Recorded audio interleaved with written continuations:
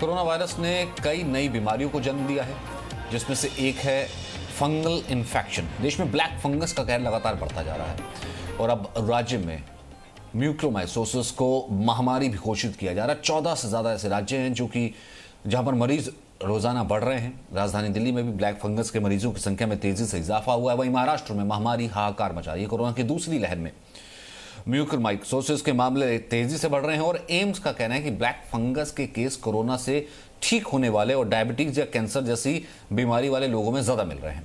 और black fungus के बाद व्हाइट और येलो फंगस भी सामने आ रहा है।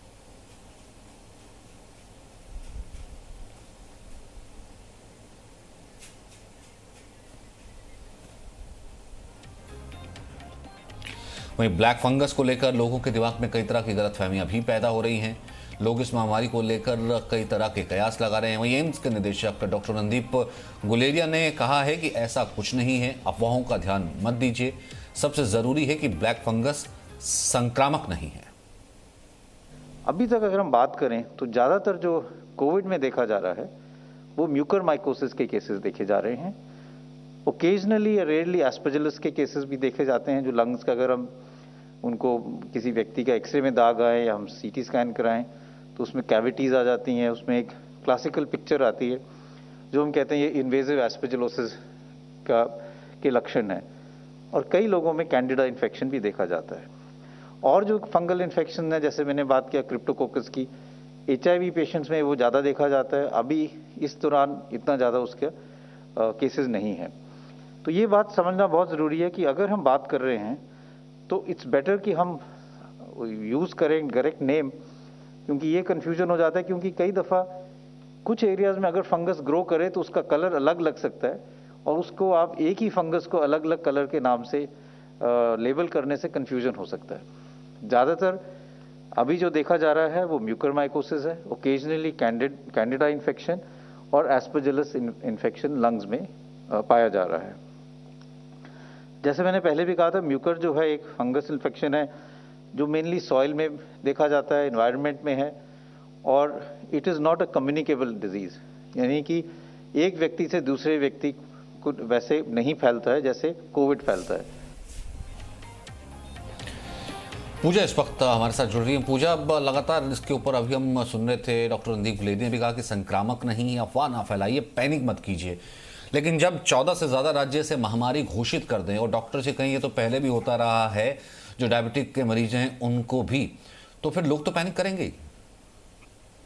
बिल्कुल सचिन, पैनिक इस चीज को लेकर ज्यादा है कि म्यूकोरमाइकोसिस के जो केसेस सामने आ रहे हैं उनके लिए अभी दवाओं की भी शॉर्टेज है।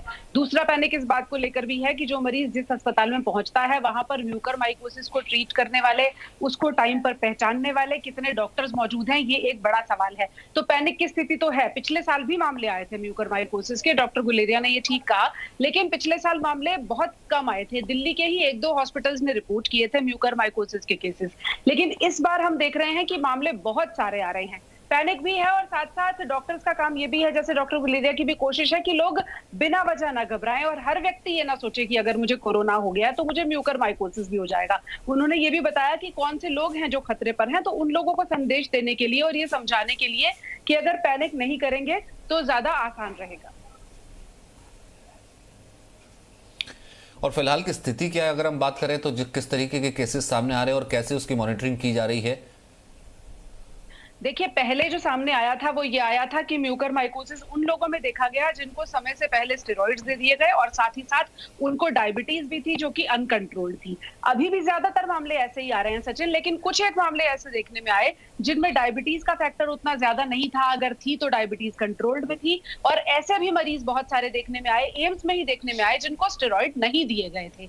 जब उन लोगों में म्यूकोरमाइकोसिस पाया गया तो और सारी वजहें खंगाली गई। एक वजह ये आई कि शायद ऐसे मरीजों में ब्लड क्लॉटिंग हो रही है, खून जम जाता है किसी ना किसी हिस्से में शरीर के और वहां पर फिर फंगस जमा हो जाती है और इस वजह से म्यूकोरमाइकोसिस होता है। आज एक थ्योरी ये भी आ रही है कि अगर बहुत ज्यादा मल्टीविटामिन आप ले चुके हैं, जिंक और आयरन का सेवन आपने जरूरत से ज्यादा कर लिया है, तो ये भी फंगल इन्फेक्शन की वजह बन रहा है। हालांकि इस थ्योरी को लेकर मेरी सुबह से जितने भी डॉक्टर से बात हुई उनका कहना है कि ये बहुत ही हवा में बताई गई बात है। इसको जमीन पर उतारना, इसको ये समझना कि वाकई जिंक और आयरन से ऐसा हो रहा है बहुत मुश्किल है। मल्टीविटामिन जो लोग ले रहे हैं सचिन, उनके लिए नियम यही रहता है कि आप एक लंबे वक्त तक ना लें। मैं बार बार इस बात को कहती हूँ कि 3 महीने 6 महीने आपने ले लिए, उसके बाद 1 महीने का गैप दे दीजिए, 2 महीने का गैप दे दीजिए और फिर अपने डॉक्टर से पूछिए, अपने टेस्ट कराइए। जैसे कुछ डेफिशिएंसीज तो विटामिन की पता चल जाती हैं, अगर वो डेफिशिएंसी है तो आप जरूर मल्टीविटामिन लें, लेकिन अगर डेफिशिएंसी नहीं है तो अपना न्यूट्रिशन को ऐसा रखें कि आपको प्रोटीन की अगर जरूरत है, आयरन की जरूरत है, तो वो खाने से मिल जाए। तो मल्टीविटामिन को लेकर जो लोग लगातार लेते हैं, बहुत ज्यादा लेते हैं, उनको वैसे भी सावधान रहना चाहिए, ब्रेक लेनी चाहिए। लेकिन सीधे तौर पर ये कह देना कि जिंक से रिश्ता है म्यूकरमाइकोसिस का, ये फिलहाल थोड़ा मुश्किल लगता है। लेकिन डायबिटीज से रिश्ता तो है, ये सब डॉक्टर्स कह चुके हैं। और डायबिटीज वालों के लिए क्या सलाह?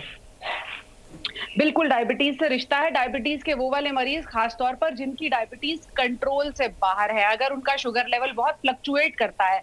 कई लोग कंट्रोल से बाहर होने का मतलब ये समझते हैं सचिन कि अगर हमारी डायबिटीज 150 के ऊपर है, 200-300 चली जाती है, उन लोगों को भी ध्यान रखने की जरूरत है जिनकी डायबिटीज है तो कंट्रोल में ही 100-150 के बीच में है, लेकिन फ्लक्चुएशन बहुत ज्यादा है, या तो बहुत लो हो जाती है शुगर कभी, या फिर बहुत हाई हो जाती है। शुगर का एक ऑप्टिमम लेवल मेंटेन करके रखना बहुत जरूरी है और उसी के हिसाब से आपकी दवाएं चलती हैं।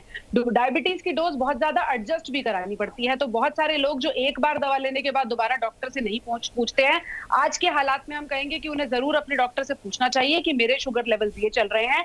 हफ्ते 15 दिन उनको मॉनिटर करना चाहिए, एक दिन के 2 दिन के गैप में, और उसके बाद अपनी डोज एडजस्ट करानी चाहिए। जिन लोगों की डायबिटीज अनकंट्रोल्ड है, जिनका वजन जरूरत से ज्यादा है, उनको सबसे ज्यादा सावधान रहने की जरूरत है। उनको सबसे ज़्यादा सावधान रहने की ज़रूरत है। और फिलहाल की अगर हम कोशिश करें, क्या इसके लिए भी कोई कोशिश की जा रही, कोई मॉनिटरिंग सेल या फिर अलग से? क्योंकि एक तरफ तो कोविड मैनेजमेंट चल रहा है, क्या ऐसी स्थिति है क्या, या फिर स्थिति कंट्रोल में कि ब्लैक फंगस मैनेजमेंट सेल, या फिर अब ये कह रहे हैं कि ब्लैक फंगस के बाद अब तो येलो फंगस आ गया, या और दूसरे कलर्ड फंगस भी आ रहे हैं?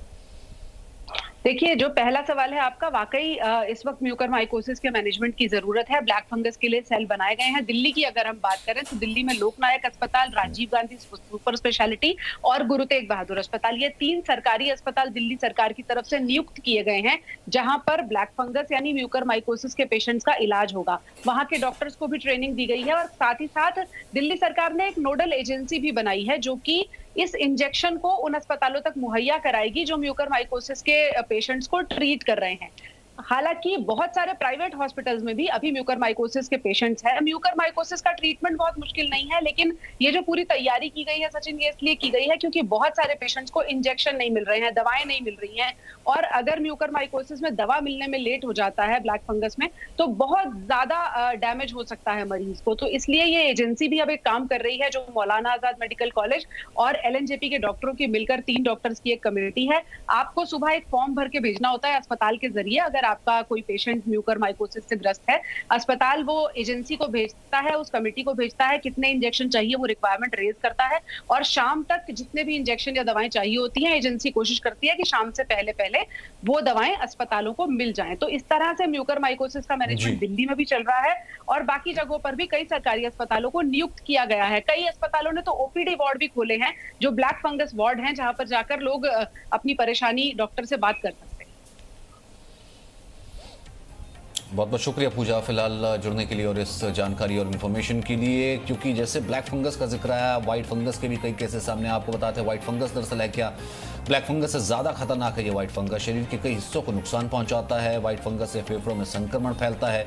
मुंह, किडनी, स्किन और दिमाग पर भी इसका असर है। ब्लैक फंगस से 4 गुना कहा जा रहा है कि ये ज़्यादा खतरनाक है। छोटे बच्चों पर भी असर करता है और जिनकी इम्यूनिटी कमज़ोर होती है उनको भी ये निशाना बनाता है।